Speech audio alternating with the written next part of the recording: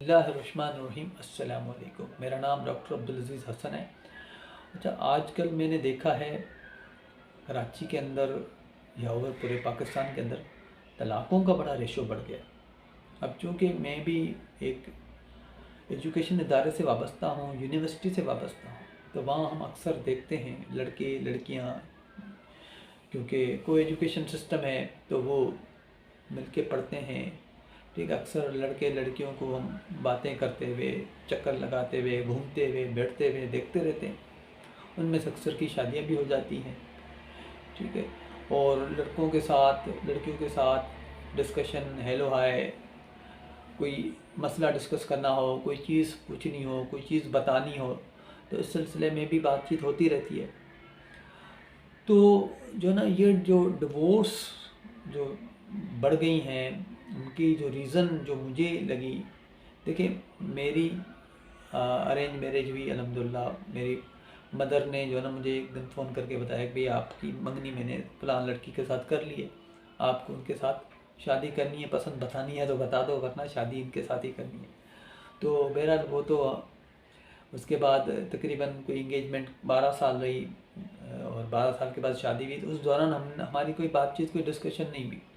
आजकल हम कहते हैं ना भाई बातचीत करेंगे, ख़यालात मिलेंगे, अंडरस्टैंडिंग होगी। तो फिर जो है मैं कोई सिस्टम या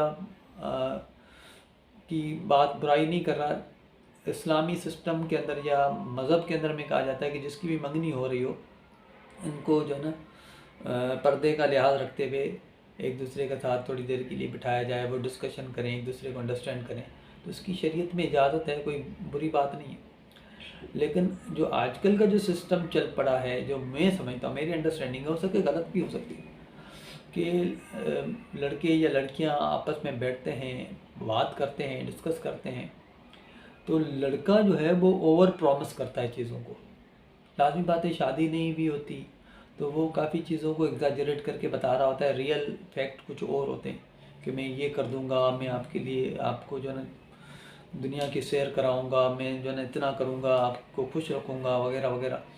ठीक है, और इतनी बातें। और फिर जब वो बंदे की शादी हो जाती है गलती से उस लड़की के साथ, और लड़की की भी एक्सपेक्टेशंस लेवल पे पहुंच जाती हैं, लड़का उसको एक्सपेक्टेशन बहुत ज़्यादा बढ़ा देता है, तो फिर रियल लाइफ डिफरेंट है। अब जो शुरू में जब शादी नहीं हुई होती तो लड़का लड़की रात को देर देर तक बातें भी फ़ोन पे करते रहते थे, या इनको, क्योंकि वो एक क्रेज़ होता है, एक चीज़ होती है। जो शादी जब हो जाती है तो बंदा अपने नेचुरल लाइफ में वापस आ जाता है।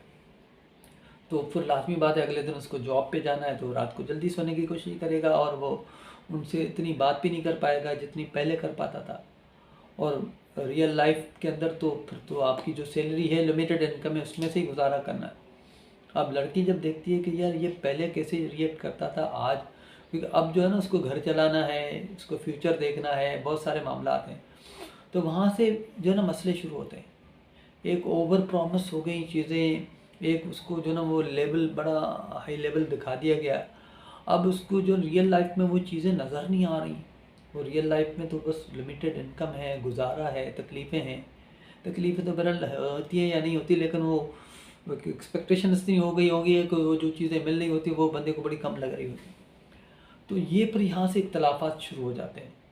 ठीक है, तो उसकी वजह से जो है ना वो फिर बात आगे चल के तलाक तक पहुँच जाती है।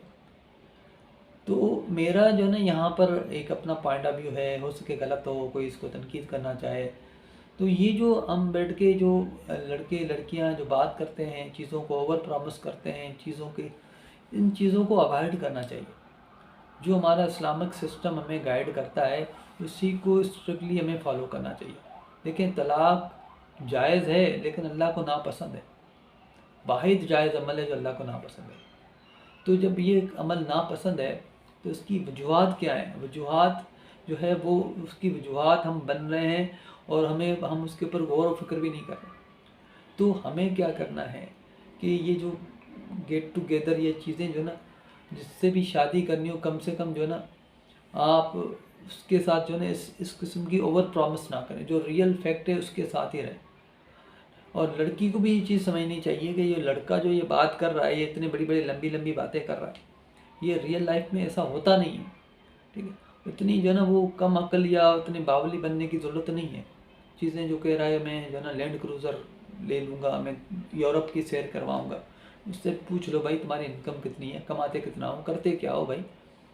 ठीक है, ये रात को 3-3 बजे तक बैठ के आपसे बातें कर रहा है, तो उनसे पूछो भाई जॉब वगैरह है, कल सुबह काम पे जाना है या नहीं जाना। और ऐसे जब 3 बजे सोओगे या 4 बजे सोओगे तो सुबह 9 बजे वहाँ पहुँचोगे कैसे। अगर 9 बजे पहुँचोगे भी सही तो 3 घंटे की नींद करके आपकी प्रोडक्टिविटी क्या होगी। तो ये चीज़ें जो है ना वो थोड़ी सी दोनों पार्टीज़ को सोचना पड़ेगा।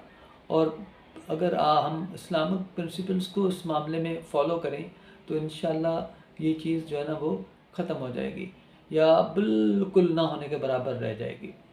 उम्मीद है कि वीडियो अच्छी लगी होगी। Thank you very much. Allah हाफ़िज़।